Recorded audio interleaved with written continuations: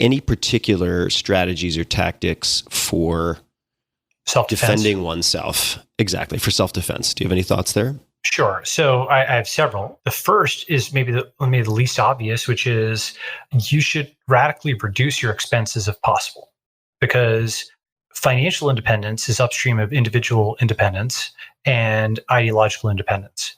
If you're in lots of debt, if you're not in debt, but you're just spending every dollar you have because you live in an expensive area, then you are extremely conformist because, oh my God, you lose your job and you have no savings and you've got this high consumption.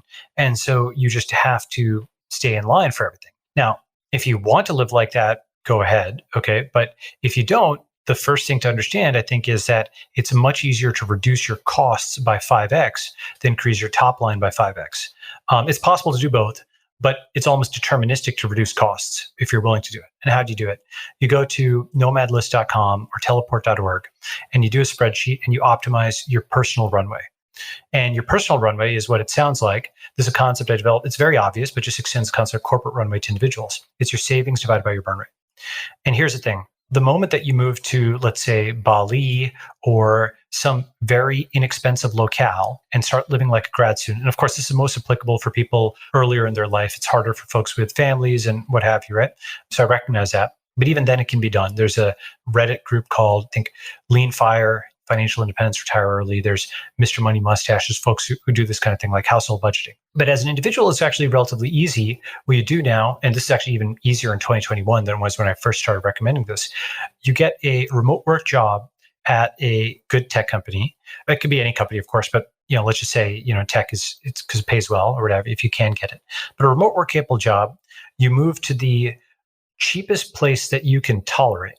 That's good. And actually, there's actually some really great places that are cheap and warm, especially now that remote is feasible. I mean, basically all of Latin and South America, if you have to be in an American time zone, for example, and big chunks of Canada, if you like the cold, and of course the Midwest and what have you. There's huge areas of the map that have opened up thanks to remote.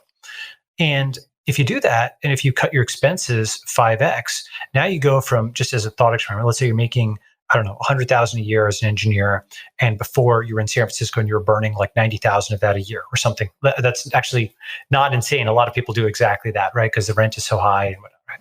Now you go to some rural locale or even overseas, and now you're actually only burning, let's say, 50K a year, 40K in tax or what have you, and then like 10 or 20K. Let's say it's 60K, okay? 20K in expenses because you just cut it all the way down. Well, now every year that you work, you have basically built up, because if your income goes away, your tax goes away as well. Every year that you work up, if you're spending 20K a year, you have 40K in savings. If you just do out the math, earn 100, spend 60, bank 40. If your spending is 20, then you have 2 years of runway, personal runway added for every year that you work there in this simple toy example. And that means that you don't need to accept angel financing. You can self-finance. You can just, for every year you work, you can take 2 years off. It's basically a way of getting personal financial independence, like a deterministic path to doing it. Now, of course, you're no stranger to this. You've been talking about this stuff forever, with the 4-hour work week and whatever. This is not unusual for your audience. But I think that the perhaps somewhat novel is connecting this to ideological independence, because it means you can't be canceled. You can just ride it out, like, the square-jawed Chad, yes. From, the meme that I'm talking about. No, I don't. What is square-jawed Chad? Okay. This is very, very online. But if you Google the Chad, yes, it's like, someone being like, oh my God, I can't believe you believe this or whatever. And the guy's like, yes. And that he's just not backing down at all, just totally firm, square-jawed Chad. You never seen this? No. Okay, no. That's all right. I didn't know who Taylor Swift was until like 4 years ago, so I'm a little sheltered, it would appear. Yeah, it's like it comes from, yes, Chad, know your meme. Here, I'll send you the thing. Anyway, I'll put this in show notes for people right next to drone warfare. I bet 99% of your audience has. This is, maybe it's obscure, maybe it's not. I don't know, but we'll have to see. Anyway, point is, how do you do the square-jawed Chad? Yes, it means you have to be able to, you're not backing down. You accept what consequences may come because you have planned for the future. Conflict may come, and you have essentially banked up.